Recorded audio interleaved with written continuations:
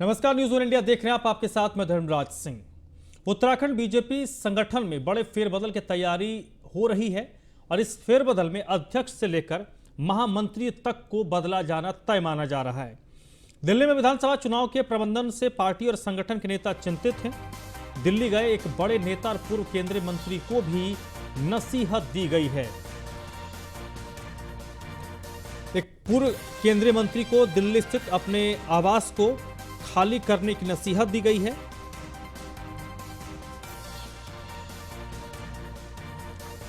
उत्तराखंड में विधानसभा चुनाव संपन्न होने के बाद कई सारे प्रकरण सामने आ रहे थे, जिसमें एक प्रकरण था कि भारतीय जनता पार्टी के सिटिंग विधायक ने, जो खुद इस बार चुनाव लड़ रहे थे, उन्होंने प्रदेश अध्यक्ष पर सवाल खड़े किए थे। तो ये तमाम जो बातें हैं वो केंद्रीय नेतृत्व तक पहुंच रही थी और अब माना यह जा रहा है कि उत्तराखंड बीजेपी चुनाव परिणाम के बाद संगठन स्तर पर बड़े फेरबदल करने जा रही है। इसमें अध्यक्ष से लेकर जितने संगठन मंत्री हैं उनके दायित्व में फेरबदल किया जाएगा। वह देहरादून स्थित सचिवालय में मुख्यमंत्री कार्यालय है, जहां पर आज आग लग गई। हालांकि सुरक्षा कर्मियों को जैसे ही आग की जानकारी हुई, तत्काल आग पर काबू पा लिया गया और शुरुआती तौर पर जो जानकारी मिल रही है कि आग शॉर्ट सर्किट के कारण लगी थी। एसी में शॉर्ट सर्किट हुई और उसके बाद आग लगी है। मुख्यमंत्री कार्यालय में मौजूद अपर मुख्य सचिव आनंद वर्धन ने अधिकारियों को इस मामले में जांच के आदेश दे दिए हैं।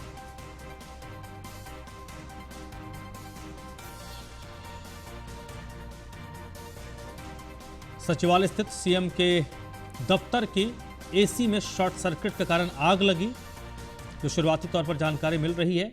और हालांकि इसमें नुकसान कुछ नहीं हुआ है, लेकिन क्योंकि मामला सचिवालय का है और मुख्यमंत्री के कार्यालय का है, इसलिए तत्काल इस मामले में जांच के आदेश दिए गए हैं।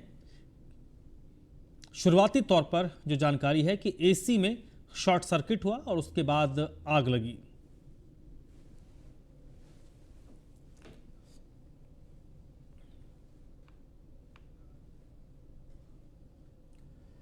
यूक्रेन से अब तक उत्तराखंड के कुल 63 विद्यार्थी सकुशल वापस आ चुके हैं। प्रदेश के 282 लोग यूक्रेन और उसके आसपास के देशों में फंसे हैं।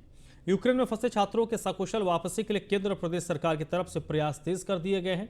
यूक्रेन से गुरुवार सुबह तक कई विमानों से अब तक उत्तराखंड के 63 छात्र अपने देश पहुंच चुके हैं।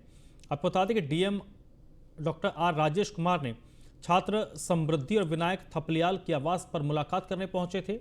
उन्होंने परिजनों से मुलाकात कर उन्हें छात्रों की जल्द भारत वापस लाने की बात कही है।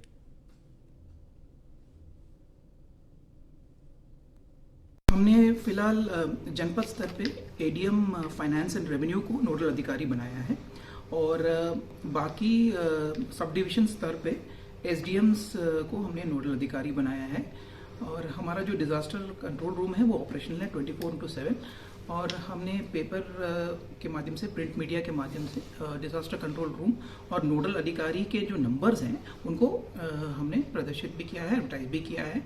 और मेरा ये अपील है, जितने भी परिजन हैं, जो बच्चे हमारे फंसे हुए उनके जो परिजन हैं, वो इस डिजास्टर कंट्रोल रूम के माध्यम से जो भी अपडेट वो देना चाहिए या अपडेट लेना चाहिए वो संपर्क कर सकते हैं।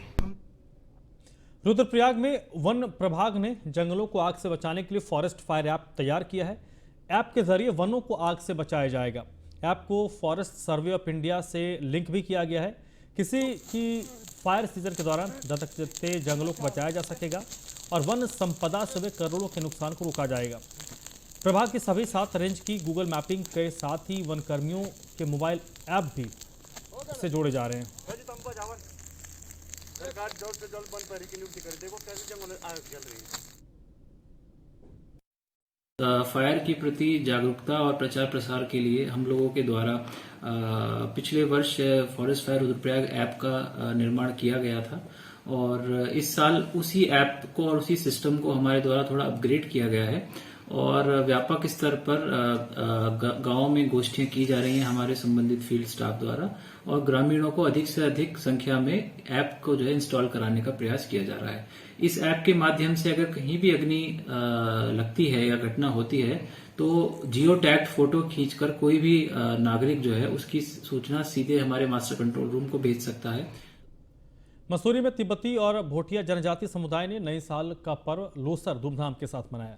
3 दिनों तक चलने वाले इस पर्व को लेकर लोगों में काफी उत्साह है। तिब्बती समुदाय के लोगों ने बौद्ध मंदिर में भगवान बुद्ध की पूजा अर्चना की और विश्व शांति की कामना की। साथ ही एक दूसरे को मिठाई खिलाकर नए साल की शुभकामनाएं दी। पूजा के बाद लोगों ने दलाई हिल पहुंचकर पारंपरिक झंडी बांधी और पुराने साल को विदा कर नए साल का स्वागत किया। ऐसा माना जाता है कि लोसर के दिन शादी करना बेहद शुभ होता है। ये आज पहला दिन है और हम वैसे 15 दिन तक मनाते हैं। वैसे मतलब मोस्टली जब जो है वो 3 दिन में ख़त्म हो जाता है। और आज के दिन है हम हमारे गुरु दलाई लामा वगैरह के लिए मतलब लंबी उम्र के लिए मांग करते हैं। और दूसरे दिन हम फिर दूसरा तीसरे दिन हम मतलब फेस्टिवल जैसे मनाते हैं। ऐसा है, ये जो हमारा परंपरा में 3 दिन का लोसर जो मनाने का एक परंपरा हमारा है। लोसर की मतलब है हमारा टिबेटन लूनर कैलेंडर का जो नया साल शुरू होता है उसको लोसर्स बोलते हैं। हम 3 दिन लोसर मनाते हैं और पहले दिन में हम जितना भी हमारा यहाँ पे मंदिर हो गया, लामा हो गया, सबके दर्शन करने जाते हैं। और दूसरे दिन में हम लोग क्या करते हैं कि हमारा जितना भी हमारा लीडर्स है और हमारा हिज होलीनेस दलाई लामा जी है, सबको हम लोग शुभकामनाएं देते हैं। और तीसरे दिन में हम लोग क्या करते हैं, सब जितना भी हमारा यहाँ पे रहने वाला है सब इकट्ठा होके ऊपर जो दलाई हिल में जाएगा, दलाई हिल में हमारा एक स्पेशल पूजा होता है। इस तरह से हम लोग 3 दिन का फेस्टिवल्स मानते हैं। ऋषिकेश में रक्तदान शिविर का आयोजन किया गया। भरत मंदिर के महंत अशोक प्रपन्नाचार्य की याद में ये कैंप लगाया गया, जिसमें अभी तक 100 से ज़्यादा युवा रक्तदान कर चुके हैं, जबकि 300 यूनिट रक्तदान करने का लक्ष्य आयोजकों ने निर्धारित किया है। युवाओं में रक्तदान को लेकर काफ़ी उत्साह है। महंत वत्सल शर्मा ने कहा कि स्वर्गीय महंत अशोक प्रपन्नाचार्य की स्मृति में हर साल रक्तदान शिविर लगाया जाता है। ऋषिकेश नारायण की तपस्थली भरत मंदिर में आज ये महंत अशोक प्रपन्न शर्मा जी की स्मृति में आज ये ब्लड डोनेशन का यहाँ विशाल रक्तदान शिविर लगाया गया है, जिसमें सभी ऋषिकेश 14 बीघा ढालवाला मुनि की रेती ITPL के आसपास के सभी क्षेत्रों के लोग यहाँ प्रतिभाग कर रहे हैं, युवा वर्ग और वरिष्ठ नागरिक सभी लोग। और ये हमारा जो इस टाइम हमारा लक्ष्य है ब्लड डोनेशन का, इसमें हमारे IMA और अपना सरकारी हॉस्पिटल जोली ग्रांट और हमारा इस टाइम 300 का टारगेट है कि 300 लोग आके यहाँ ब्लड दें और वो ब्लड किसी न किसी रूप में हमारे युवाओं को, बुजुर्गों को सहायता प्रदान करें। उत्साह बहुत ज़्यादा है। जो नए बच्चे जो हैं 18 साल से ऊपर के जो पहली बार रक्तदान करने आ रहे हैं, हमने अभी 4-5 दिन पहले सबको सूचना देनी शुरू करी थी, तो आज मतलब बहुत भारी उत्साह में रक्तदान करने के लिए लोग आ रहे हैं। यह रक्तदान शिविर प्रत्येक वर्ष होता है, किन की स्मृति में किया जाता है? ये पूजनीय स्वर्गीय महंत श्री अशोक प्रपन्नाचार्य जी की स्मृति में ये कैंप प्रतिवर्ष किया जाता है। मसूरी उपजिला चिकित्सालय में ANM यानी ऑग्लिजरी नर्स मिडवाइफरी न होने के कारण लोगों को भारी परेशानी होती है।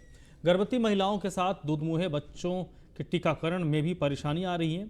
आपको बता दें कि आसपास के क्षेत्रों के दर्जनों गांव ऐसे हैं जो अस्पताल पर निर्भर हैं, लेकिन 6 महीने पहले ANM के रिटायर हो जाने के कारण परेशानी बढ़ गई। स्वास्थ्य विभाग की तरफ से एक हफ्ते में एक दिन ANM की ड्यूटी लगाई जाती है, लेकिन पिछले 2 हफ्तों से ANM गायब है, जिससे लोगों को बेहतर स्वास्थ्य सुविधाएं उपलब्ध नहीं हो पा रही हैं। वहीं मसूरी भाजपा मंडल अध्यक्ष मोहन पेटवाल ने CMS डॉक्टर यतेंद्र सिंह ने से ANM की परमानेंट नियुक्ति किए जाने की मांग की है।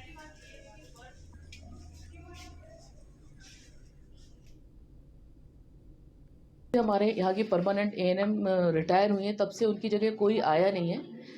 और वही है, और पहले तो हफ्ते में 2 दिन होता था, बुधवार और शुक्रवार, लेकिन अस्थायी व्यवस्था की गई कि हर बुधवार को पूरे मतलब जिले से कहीं ना कहीं से अरेंजमेंट हो जाता था CMO से। लेकिन कभी कभी ऐसा भी होता है कि बिना कोई कारण बताए ही ANM नहीं आती, तो बहुत ज़्यादा दिक्कत हो जाती है। अब 8 to 2 का हॉस्पिटल है और अभी तक 11:30 बजे तक कोई नहीं आया। मैं उनकी परेशानी समझ सकती हूँ, और जब भी ऐसा होता है मैं जगह जगह फ़ोन करती हूँ कि कैसे अरेंज हो सके ताकि इनका आना बेकार ना हो जाए, पर मुश्किल बहुत ज़्यादा आती है। पर मैं ये चाह रही हूँ कि यहाँ पे जल्दी से जल्दी कोई भी परमानेंट नियुक्ति हो जाए ताकि कोई जिम्मेदारी से काम करे। दूर दराज से, चाहे थतूर से हो, चाहे कैंपटी से हो, चाहे नैनबाग से हो, छोटे छोटे बच्चों को लेकर यहाँ पे आए थे और हर बुधवार को यहाँ पर जो है टीकाकरण होता था। लेकिन पोलियो की ड्राइव चल रही है, उसकी वजह से एएनएम और जो यहाँ पर आशा कार्यकर्ता वहाँ पे नहीं है। अभी मैंने जो सीएमएस हैं डॉक्टर यदि उनसे बात की है और उन्होंने ये कहा है कि 10 तारीख के बाद जैसे ही आचार संहिता हटेगी यहाँ पर हम एक परमानेंट एएनएम भी देंगे और आगे से जो है हर बुधवार को यहाँ पर टीकाकरण होगा। मैंने उनसे निवेदन किया है कि आप आगे से जो है हॉस्पिटल के बाहर कम से कम एक प्रिस्क्राइब फॉर्म लिख दें कि भाई इस दिन यहाँ पे टीकाकरण होना, ताकि लोग दूर दराज से जो लोगों को यहाँ पर असुविधा ना हो। लेकिन मैं देख रहा हूँ कि जिस तरह से यहाँ पर लगातार मरीजों की संख्या बढ़ रही है, लोग यहाँ पे इलाज के आ रहे हैं और जैसे ही अभी आचार संहिता हट जाएगी तो एक प्राथमिकता रहेगी माननीय मंत्री जी की यहाँ पर ओटी की व्यवस्था हो, क्योंकि यहाँ पर गायनो सर्जन यहाँ पर शैली सिंह जी हैं, डॉक्टर शैली सिंह जी हैं, तो निश्चित ही उनका लाभ तभी मिलेगा जब यहाँ पर ओटी होगा। काफ़ी लोग उत्तराखंड एसटीएफ को एक बड़ी सफलता मिली है। 19 लाख की साइबर धोखाधड़ी में 2 अभियुक्त गिरफ्तार किए गए हैं। साइबर पुलिस की टीम ने दिल्ली से इन ठगों की गिरफ्तारी की है। नाइजीरियन गिरोह से इनके तार जुड़े हो सकते हैं। टीम ने 25 एटीएम समेत 114 बैंक अकाउंट की पासबुक इनके पास से बरामद की है।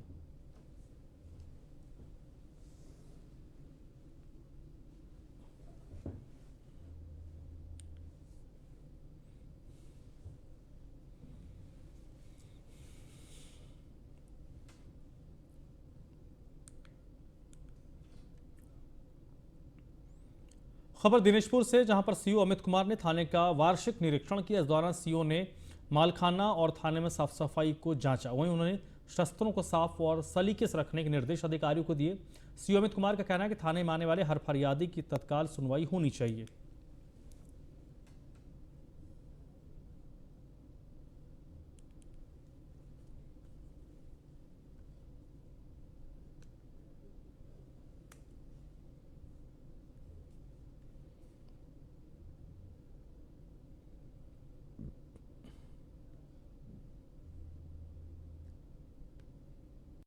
थाना दिनेशपुर का वार्षिक निरीक्षण किया गया। इसमें यहाँ के असलों के बारे में जानकारी की गई। असले संख्या में पूरे मिले, इनको खुलवा के चेक करवाया गया। इसमें साफ़ सफाई की कमी पाई गई, उसके संबंध में निर्देश दे दिए गए हैं। माल खाने का निरीक्षण किया गया, माल सारे मौजूद मिले हैं, उनके रखरखाव को लेके निर्देश दिए गए हैं। इसमें सारे अभिलेख जो थाना स्तर पर रहते हैं उनको अवलोकित किया गया। उनमें जो कमियां पाई गई थी उनको निर्देशित कर दिया गया है दुरुस्त करने के लिए। थाना दिनेशपुर का वार्षिक निरीक्षण। गदरपुर के शंकरनगर गांव में सड़कों की हालत खराब है, जिसके कारण सामाजिक कार्यकर्ता सड़क निर्माण की मांग को लेकर सांकेतिक धरने पर बैठे हैं। वहीं वरिष्ठ पत्रकार सतीश बत्रा का कहना है कि अपनी शादी की सालगिरह के दिन वो खुद धरने पर बैठे हैं, क्योंकि ये सड़क पिछले 10 साल से टूटी हुई है और किसी भी सरकार ने आज तक इस समस्या की सुध नहीं ली। उनका कहना है कि स्कूल में आने वाले बच्चों को भी परेशानी का सामना करना पड़ता है। स्कूल प्रबंधक संजय सिंह ने कहा कि यहाँ पर एक निजी स्कूल है जिसमें 1400 से ज़्यादा छात्र हैं। उनका कहना है कि ग्रामीणों ने कुछ दिन पहले रोड नहीं तो वोट नहीं का नारा दिया था, लेकिन किसी सरकार अथवा अधिकारी ने इस सड़क की तरफ देखने की कोशिश नहीं की।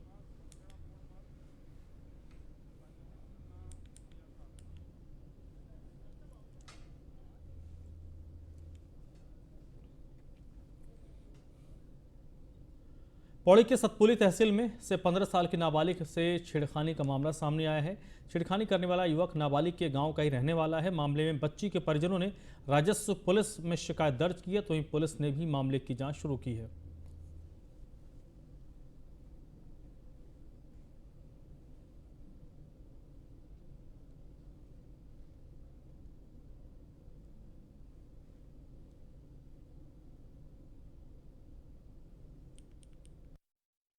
तहसील सतपुली के क्षेत्र अंतर्गत 25 फरवरी को एक मामला हमारे संज्ञान में आया, जिसमें तहरीर द्वारा हमें बताया गया है कि एक नाबालिग बालिका जिसकी उम्र लगभग 15 वर्ष है के साथ में कोई छेड़खानी की गई है। इस मामले में राजस्व उपनिरीक्षक द्वारा FIR दर्ज कर लिया गया है तथा साथ साथ में हमने बालिका का मेडिकल भी करा दिया है।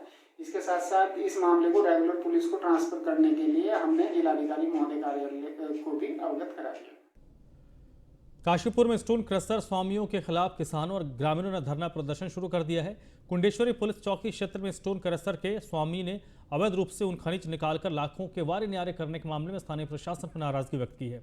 उनका कहना है कि स्टोन क्रशर की तरफ से अवैध खनन किया जा रहा है। आक्रोशित स्थानीय ग्रामीणों और समर्थन दे रहे किसान संगठन और अन्य सामाजिक संगठनों के लोगों ने उप जिलाधिकारी कार्यालय पर अनिश्चितकालीन धरना शुरू कर दिया।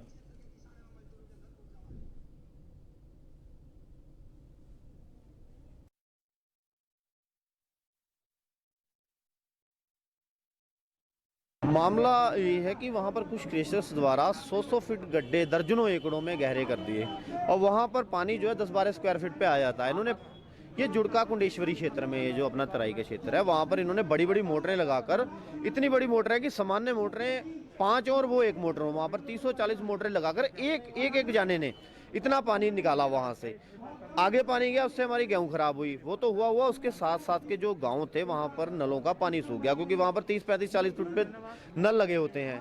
बोरिंगों का पानी सूख गया। वहाँ पर 6 दिन से वहाँ पर बैठे हुए थे जुड़का में धरने पर।